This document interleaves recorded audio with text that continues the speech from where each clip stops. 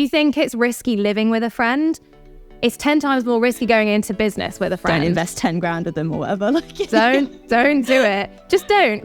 So then I think that leads us on to the next point of okay, well, you're saying don't go into business with a partner, don't go into business with a friend.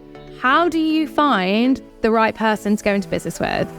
Hi, I'm Lucy. And I'm Yasmine. And we started an online community called Ecomm Girls Club because we had no friends. Well, no, we had friends, just not friends working in e-commerce, D2C marketing and brand building like us. And now we do.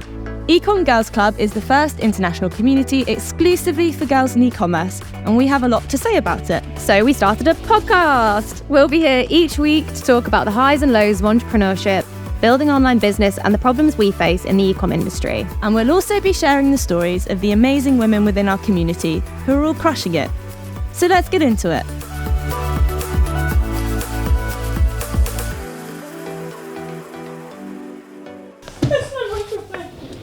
It's on the floor. Oh. Phone's on the floor. Got it. Can you hear me better now? Oh my gosh, your actual mic. Yeah, no, I thought you said your phone's on the floor. Hello. Hello. And hello to everyone listening. Gosh, I feel so professional. Hi to everyone listening. Hopefully there are a few of you. I'm just triple checking we've pressed all the record buttons. Anyone who's done a podcast before, I imagine this is what it feels like getting a plane to take off as well. There's a lot of buttons to press. I mean, it's a minefield. It's a minefield, let's be honest. It's not, yeah. It's I thought you'd literally just plug in a microphone and you're away. But no, there's software downloads, there's settings. But I think we're kind of there now, I hope. We are, but let's just if we skip back about 2 minutes where I was ready to start and hadn't even realised that my microphone was on the floor of my apartment. So I think we still have some way to go. But we got this. We have. And well, how's your day going, Yasmine, in Dubai? Good. Sun's shining. It's a beautiful day. Literally no complaints today, which obviously makes a big difference to yesterday where I was having a meltdown. But yeah, I'm good. I'm starving, by the way. I'm starving. I haven't eaten yet, which is not a good move. But I'm trying to do this, this is boring content, but I'm trying to shorten my eating window. Oh my God, my lights just died. My selfie lights just, doesn't matter. You can't even tell. You can't tell. See, this is the thing. Yasmine and I have an extensive ring light setup going on. I've got 3 at the moment. But yeah, you guys are getting a front row seat to the behind the scenes of what actually goes on to people filming podcasts here. But I'm glad your day is going well. Yeah, how about you? How's your day going? Well, my day is 4 p.m. here because I am 4 hours ahead of Dubai in Hong Kong at the moment. And yeah, it's been good as well. The sun is also shining. For those who don't know, winter in Hong Kong is probably the best time of year because it's not humid and it's perfect for hiking. And I don't know, it's just, yeah. January's been good so far and I'm in a good mood, but I'm excited for our topic today. Yeah, it's gonna be juicy. I don't know how much to divulge, what to say, what not to say. So I'm just gonna go with the flow and say what comes to me. That's what we have editors for. Yeah, I mean, if there's anything that's too close to the margin, we can just chop it out. But I feel like the juicy bits, that's the real tea, and that's what people want to hear because that's the reality of co-founding businesses, the highs and the lows. So as Yasmine just briefly mentioned, today we're going to talk about solo founding a business versus having a co-founder. And it's interesting because, again, like many things, Yasmine and I have had completely different experiences. For me, Ecomm Girls Club is the first time I've actually launched a project with a co-founder. I've been involved in other things with co-founders before and it hasn't worked out, or I've pulled out, which we will go into. But other than that, every other kind of business project, my main business, the Leaf Group, solo founder. Whereas, Yasmine, I'll let you take it away, but you've kind of done the opposite, really. I have never founded a business without a co-founder. But it's really interesting. This will often come down to personality types. So my personality, have you ever done the personality test? There's Is that the one with the left? I don't know. I'm not sure. I did it. 16 Jim got me to do it like when we first met. And I am a campaigner. And if you go, like his vetting process, like you had to do something like that. So Jim is Yasmine's boyfriend, for anyone who didn't get that. Yeah. He's the best. Anyway, I'm a campaigner, and actually it's really interesting because I read again literally last week what that actually means. And it says a campaigner will typically always look for a co-founder when starting any new venture or business. So it literally is within my nature to look for co-founders. Whereas Lucy, for you, I guess it's the kind. You're just a different personality type, and so you've kind of gone forth and done it without. But it's. I think it's really interesting to like start on that point, because a lot of the time it really is just personal preference as to whether you have a co-founder or you don't, and it's fine to not, and it's fine to have a co-founder. Like either way, it's whatever floats your boat. So yeah. We are literally opposite. And it's interesting because I know which one you mean, the personality test. It's that like 16 personality types. I've done it too, and I'm a protagonist. What does that mean? Same as Obama. So I was like, I'll take that. Which, again, it's like leader kind of situation. And I mean, it depends whether you prescribed this or not, but I just love a bit of woo-woo. And I'm also an Aries, which is the same thing, like very like fiercely independent, like I will just like bosh my way through things by myself. Go girl. But like it comes with its downsides as well. And I mean, I can say, I've told you this already, like it's been so nice to do something with someone in like a partnership this time around with Ecomm Girls Club. But yeah, I agree with you. I think it is like personal preference. I know plenty of people who have been extremely successful solo founders who would never be able to do what they do with someone. And at the same time, I know so many examples of people who, you know, just want to do it with a person. So I mean, I think that's like our first question, which I will let you answer first, is it better to have a co-founder, do you think, overall? I think it depends. Okay, so I think it's generally speaking net positive to have a co-founder. I have a biased opinion on that because I've not done it the other way, which is why it's really good to have your account and my account. Pros of having a co-founder for me are the biggest one for me comes down to driving force. So for me, the power of two is obviously double the power of one. And on the days where I frankly cannot be bothered, or if I'm having a meltdown, or if I wake up and like I'm on my period and I just don't want to do the thing, having a co-founder means that 9 times out of 10 on your down days, they're still going to show up. And so I've found that over the course of the last 6 years that I've been in business, like from having my own businesses, that for me, that kind of counterbalance system has always been really, really beneficial. There are loads of other pros, for instance, skill sets. So like I'll always naturally gravitate or identify a co-founder who has an opposite skill set to me that will obviously bring equal value to the business. So when I was running elementary, my co-founder was a chartered accountant. I am so bad with numbers. Well, I'll get told off for saying that because it's like, don't put yourself down like that. But I know my strengths, I know my weaknesses, and sadly, numbers just are not a strength of mine. So I plugged that weakness by partnering with a chartered accountant who then looked after all the operations and the finances of the business, which are the things that I don't enjoy. So that worked really well. With Cloth Project, Sash's strengths are in paid media and marketing strategies as a whole. That allows me to focus on product, and then we both feed into brand. We do the numbers together, to be honest, because that's just how it is at the moment. So like, and then with you and I, Luce, you're like organized queen, and you're so on it, and you're so punctual, and you're so you're just there. You show up, not all the time, literally. But you hold me accountable. So this accountability piece for me is why having a co-founder is so important. And I think you can apply that to any discipline, whether it's fitness, exercise, diet, business. If you have someone, an accountability partner, your chances of success, I don't know what the stat is on that, but for me, it's a lot higher. No, that's super interesting. And yeah, I think having this experience has definitely like opened my eyes to what it is like having a co-founder. And I think one of the best things for me has been when you run your own businesses by yourself, like this sounds a bit weird, but you end up having a lot of conversations in your head to yourself, because at the end of the day, any decisions that is made is my decision to make, whether it's about my team or like clients or the best course of action, what to prioritize. So like sometimes it does go round around your head. And I mean, that's where like mentors and stuff come in. And I'm really, really fortunate to have a lot of people supporting me.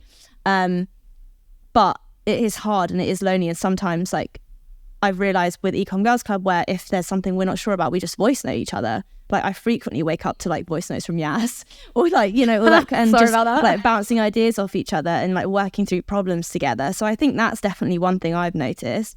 And the other one, and I think this, to be fair, Yas, I think part of this is just down to partnering with you as a person, and I've been super fortunate in that, is that it's a lot less scary to do things sometimes when you have someone by your side.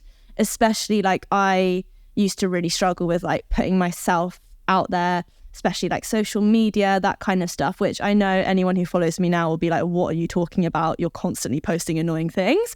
But it's been a journey. I used to be really like worried about that kind of stuff, which now I quite frankly don't care. And part of that is because you've taught me not to care about it and been like, it's for the business, we need to do it. And like, it makes you do it, which is so great. And even like doing this podcast, it would be way scarier if it was one of us doing it by ourselves, but we're in it together and it kind of all works out, and it's so much less scary and we've got each other's back as well.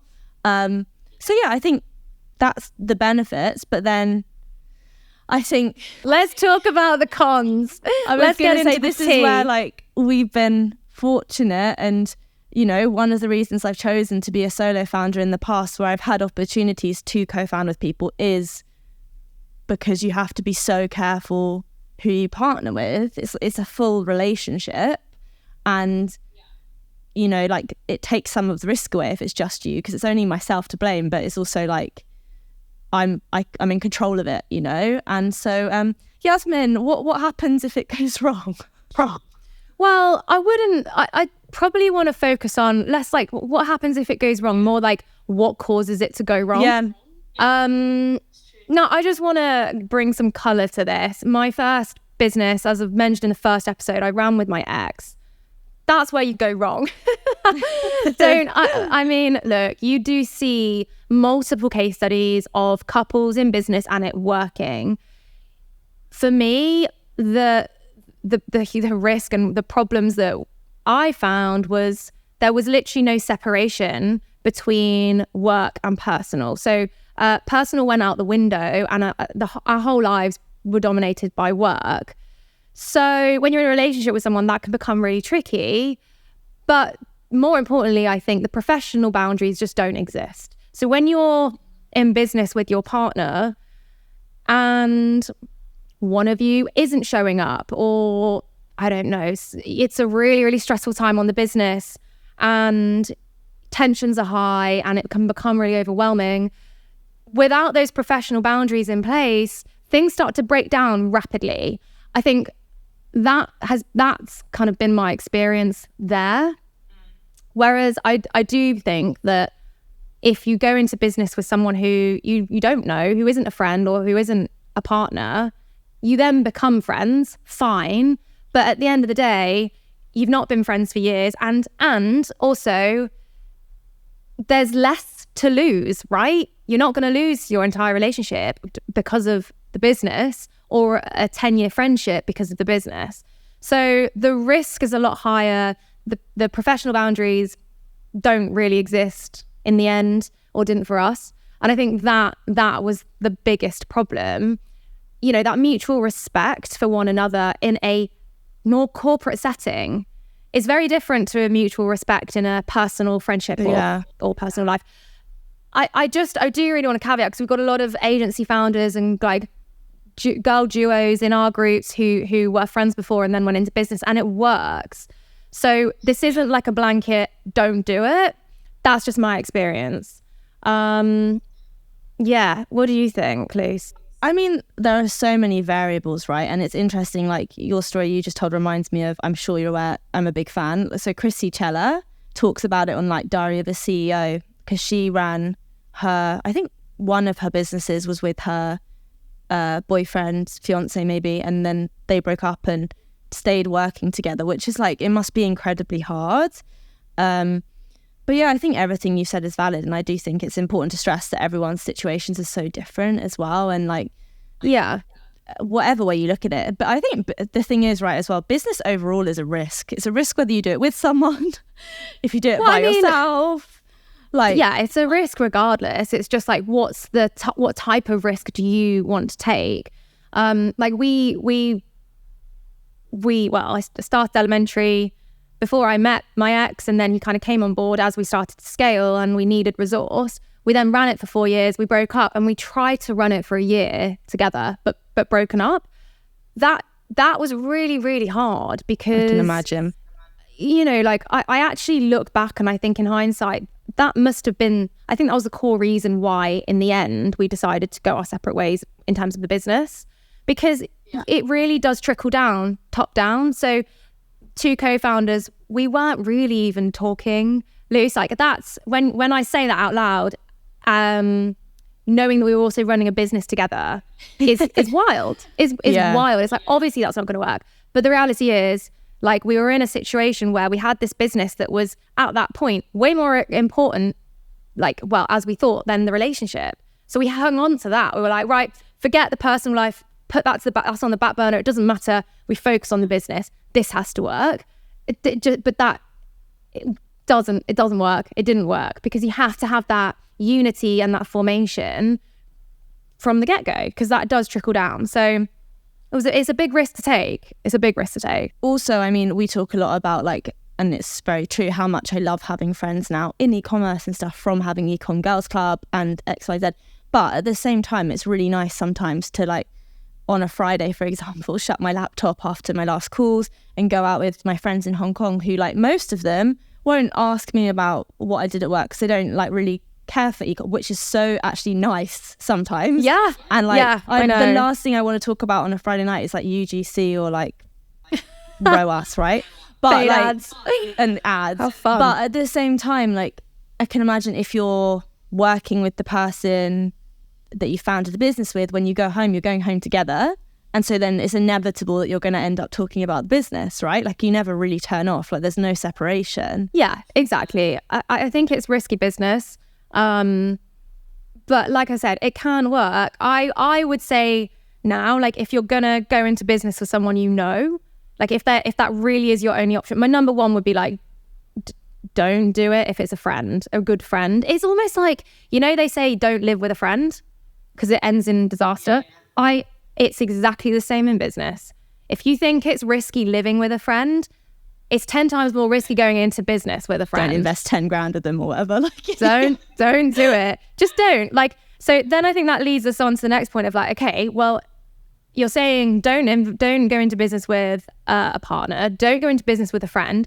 How do you find the right person to go into business with? And I think it's super interesting, because until I'd really met you, and you told me kind of your story with Cloth Project, I never really thought about it the way that you go about seeking co-founders.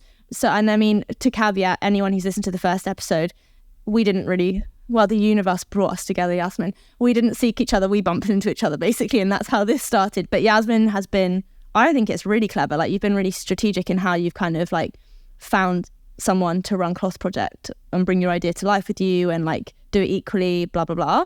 So I will hand over to you, because I think it's really cool. So please share. Oh, thanks, babe. I mean, it's not that, it's not that impressive. I literally looked on LinkedIn, but I think, again, like I said this in the last episode, and I'll say it again because it keeps showing up in my life, but luck is what happens when opportunity meets preparation. So I literally went on LinkedIn. I prepared in my head, like, exactly the type of person that I needed if I were going to launch a jewelry brand and co-partner with. It was all of the skill sets that I didn't have. And I'd done my research into understanding what exactly are those skill sets, i.e. what does this business need to succeed that I cannot deliver myself? List that down and then understand what that job title might look like in the market, whether that's on LinkedIn or Upwork or Fiverr or whatever it is. In my case, I looked on LinkedIn. It just so happened that the day I looked on LinkedIn, I don't use LinkedIn. Lara in our Ecomm Girls Club is going to be like seething at this because she massively champions. She's like LinkedIn queen, genius on LinkedIn. But I randomly went on LinkedIn because Jim was like, you need to just like look on those kinds of platforms. And Sasha popped up. She'd written this post. She just left Monica Vinader. It was a LinkedIn post that had gone kind of viral. I think she had like 800 likes on it. We had one mutual connection and she looked great. She literally fit the brief. But I think because I knew that I could easily identify that that was the type of person and skill set that I needed, as soon as I saw it, it clicked. It was like, yes, that's who I need. So again, lucky that she popped up on my feed, but I was prepared to kind of receive that and like identify that type of talent. So I reached out to her and I just said, hey, look, this is my background. I've seen that you've just left Monica Vinader, obviously one of the biggest jewelry brands in the UK. Your skill set matches exactly what I'm looking for in co-founding a jewelry brand. What do you think? And we met at Soho House, White City. She was like, this, I've literally been looking to do something like this. Again, like very lucky on the timing, but we knew from the get-go immediately what we expected from each other. So that's how I met Sasha. And then yourself, Luce. But again, like we touched on this in the last episode. I don't know if like now's the right time to go into that again. Like we've already gone through how we met. That was a chance encounter, but I'd say we were both prepared to receive that and kind of create an opportunity from that.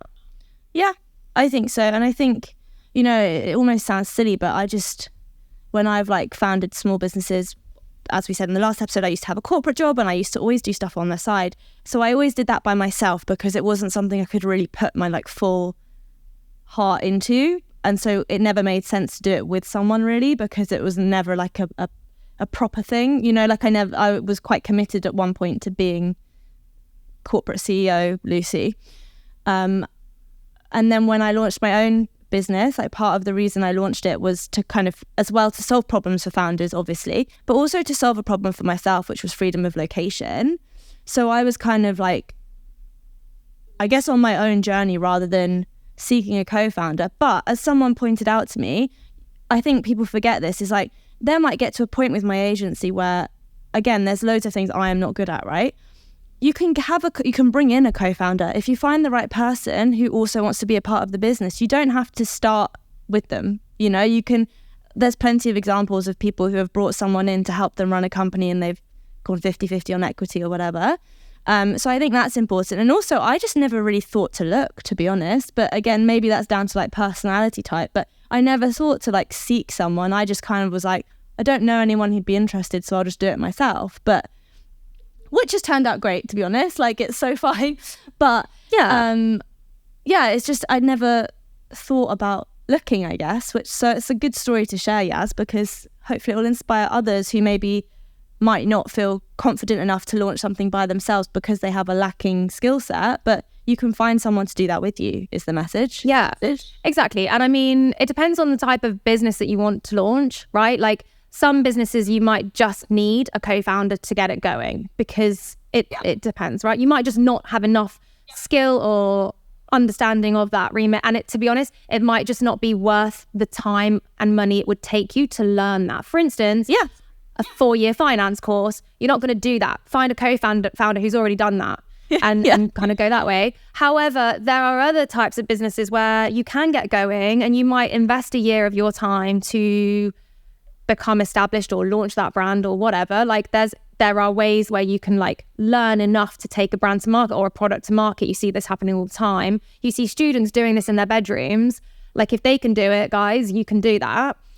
Drive or increase the value of your business, whether that's monetary value or just proposition proof of concept, to then approach potential co-founders, because that would also help you in terms of that commercial structure. You might not need to go 50-50 and dilute yourself down that much. If you've already got proof of concept, a few sales, and you're generating revenue, you're in a much stronger position. So it's case by case, but I'd say it definitely comes down to the type of business and your personal understanding of that category as to whether you need a co-founder or not. That leads to, like, I think, probably the most interesting question, like, what leads to a successful partnership? I'd say number one is having a clear understanding of your respective roles and responsibilities from day one. So for instance, with Cloth Project and with Sasha, we have a shareholders agreement, which is a fairly standardized template, but we then have that backed up by essentially a services contract. So I literally have a section, Sasha has a section, and we have bullet points of what we're both required to bring to the table in terms of our roles and responsibilities. And it becomes quite clear because you can literally see it in black and white, the weightedness of that. And it's very equally split between Sasha and I. So we're 50-50 within Cloth Project. So I'd have that laid out from the get-go. That's really, really vital. Secondly, do you like each other? So I remember when we invested in our first brand, talent-led brand, about 3 years ago, we put quite a significant chunk of cash down, and someone said to me, only partner and only invest in businesses with founders who you would be prepared to walk down the aisle with. And it's you are essentially wedding into that business. If you are investing, if you are taking equity, or if you are giving equity to anybody, it's the same as walking down the aisle. So that's the first question. Would I walk down the aisle with this person? I.e., do I like this person enough to spend the next X number of years with them? Because it's a journey. You hear people and stories of brands flipping in 3 years.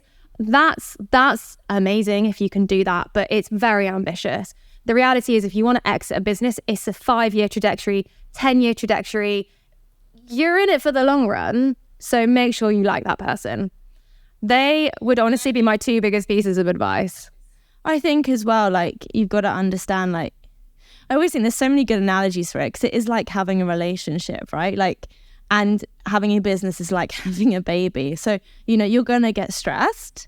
Like, it's going to get hard. There's going to be bad days. And like, we're all human, right? And I think one of the things that I also think is like super important, whether you're running a business or just with your team to a certain extent, is like honesty. Like yes, you've got to be honest. Yes. Like, even like yesterday, Yaz was having a bad day yesterday, and like I've had many a bad day whilst we've been running Ecomm Girls Club, and we're just honest about it. Like, it's just like send a WhatsApp being like, hey, sorry, like I'm having a bad day, I'll be back on form tomorrow. And it's just like easier than being like, oh, what did I do? You know, like, it's just, if you're just honest with each other, and honest about also, even more important than that, right from the start, honest about like what you want to achieve, how much time you're going to put in. Because for Yasmine and I, this is Ecomm Girls Club is our like second baby. We both have other businesses, and you know how much you want to achieve the goals, you know, of the club or whatever it is.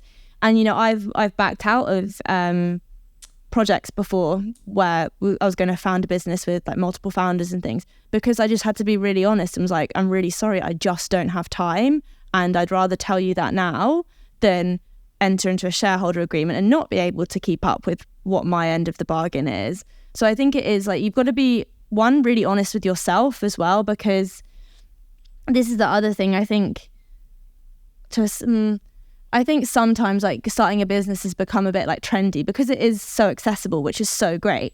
It's not for everyone, you know, and I've got plenty of friends who are like, love what you're doing loose, but I'd rather stick pins in my eye than run a business. And I'm like, I commend you for saying that and knowing that, you know, like there's nothing wrong with that, but you have to be really honest with yourself if you're a solo founder or a co-founder as to what you actually want and whether it's actually for you.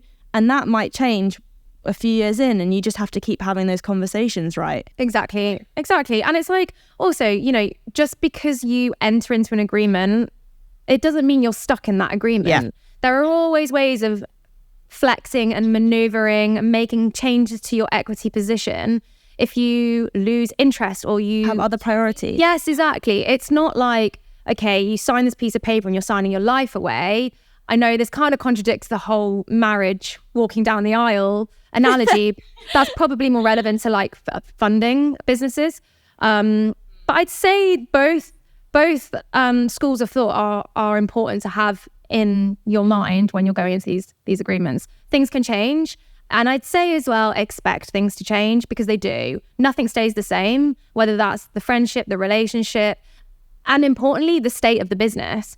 Hopefully it's a successful one and it starts to scale and it flies. And actually, that's when the real serious conversations start to come into play and start to happen. In the first early days, from what I've experienced, the first 6 months are always a bit of a trial and error. The novelty's still there. It's a lot of fun. It's all very exciting. And as we were saying, Lucy, the other day, at the end of the day, if you're not starting to make money, that passion and that enthusiasm will run out very, very quickly. So get your commercials right, get your numbers straight, understand, is this a profitable business? That is one of my favorite sayings at the moment. As you know, I've been banging on about it to so many people because I've been involved in projects before where the finances haven't even been, the numbers haven't been run. And I'm like, well, then I'm not getting involved because, you can have such a passion for something. And this is a whole other topic, is whether you should make your passion your business. But no matter how much you love something, if you get to the point where you're a couple of years in, or I don't know, probably sooner than that, to be honest, if you do it because you love it but you're not making money, it will get really unfun really quickly. So agree. Yeah, agree. It is just, well, it's not just only unfun, matter of fact. Yeah.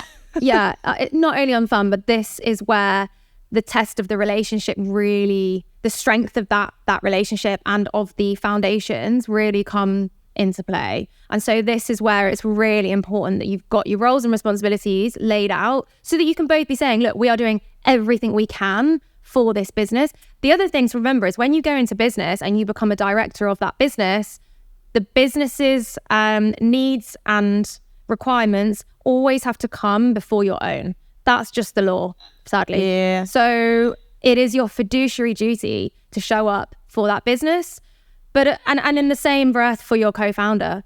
And this is again why I like having a co-founder, because it's right, I'm not just showing. It's like a sports team. It's I play netball, right? And I show up. I love playing sport because on the days that I don't want to do it, I have to fucking do it for them. And it's the same as running a business. You just got to do it for your business and for your co-founder. And I do think though, one of the things that has made it easier for us so far as well is that we've both run businesses before, so we both understand what that's like. I think that makes it a bit easier as well. And I think, maybe you had a different interpretation, but I think off the bat pretty quickly we both realised we were both driven and we weren't the kind of people who did things half-heartedly, which is something I look for in people I hire as well, because I'm just someone who tends to be quite all in or not interested. There's never an in between, which is good and bad.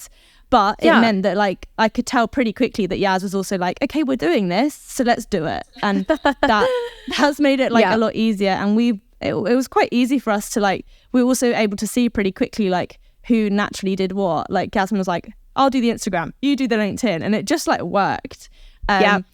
So yeah, maybe that's a good place for us to stop on that happy fairy tale story of Ecomm Girls Club. Yeah, I guess. Love that. Perfect place to stop. Plus, I'm about to run out of juice and my housemate's trying to get in the slap. So let's call it a day. Real life. But we hope you all enjoyed the episode and there is much more to come. So have a good day wherever you are. Thanks everyone. Bye. Bye. If you enjoyed this episode, be sure to hit the subscribe button on YouTube or wherever you get your podcasts. And to get involved with the Ecomm Girls Club, search for @Ecomm Girls Club on Instagram. And if you feel like taking your Instagram stalking one step further, we are both also on Instagram @Yasmine Cheikh and @LucyCG.